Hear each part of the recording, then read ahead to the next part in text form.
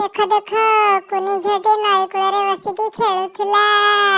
ତାପରେ ହଠାତ୍ ଗୋଟେ ବମ୍ବେ ତୋଳି ଆସିବାର ସେ ଦେଖିନେଲା। ତାପରେ କହିଲା କି ୱାଓ କଣ ହେଇଛି ସେ ବମ୍ବେ ତୋଳିଟା। ଡାକୁଛି ମା ମା। ତା ମା କହୁଛି ହଁ ରେ ଝିଅ କଣ ହେଲା।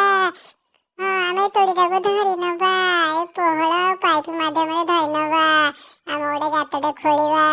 ତାପରେ ପାଇପ ଗୁଡାକୁ ରଖିଦେଇକି ତା ମା ଗୋଟେ ଗାତ ଖୋଳି ଦଉଛି। ତାପରେ ସମାନ ଭାବରେ ଖୋଳିଦେଲା ପରେ ସମାନ ଭାବରେ ପାଇପ ଚାରିଟାକୁ ବସେଇ ଦଉଛନ୍ତି। ତାପରେ ତା ମାଟି ପକେଇ ଦଉଛନ୍ତି। ମାଟି ପକେଇ ଦେଲା ପରେ ସମାନ ଭାବରେ ଗାତ ଗୁଡାକୁ ଖୋଳି ଦଉଛନ୍ତି। ତାପରେ ଏମିତି କିଛି ଖାଦ୍ୟ ପକେଇ ଦେଲା ପରେ ସେ ବମ୍ବେ ତୋଳି ଗୁଡା ଆସିବେ। ତାପରେ ମା ଝିଅ ପଳଉଛନ୍ତି। ତାପରେ ମା ଝିଅ ଆସିଛନ୍ତି ନବା ପାଇଁ ଗୋଟେ ବାଲ୍ଟି ଧରିକି। ଦେଖନ୍ତୁ ଗୋଟେ କଲା କଙ୍କଡା ଥିଲା ତାକୁ ଫୋପାଡ଼ି ଦେଲେ, କିନ୍ତୁ ବମ୍ବେ ତୋଳି ଗୁଡାକ ପାଛିଆରେ ପୁରେଇକି ନେଇ ଯାଉଛନ୍ତି। ଲାଇକ୍ କରନ୍ତୁ ଭିଡିଓକୁ, ଭଲ ଲାଗେ।